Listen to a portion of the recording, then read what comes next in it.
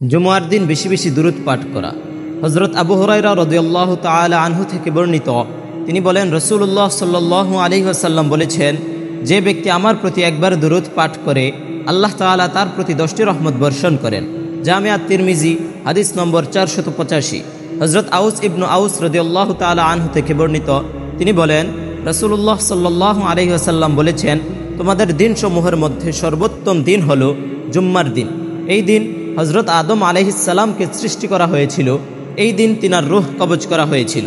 এই দিন সিংহায় ফুৎকার দেওয়া হবে এবং এই দিনেই বিকট শব্দ করা হবে।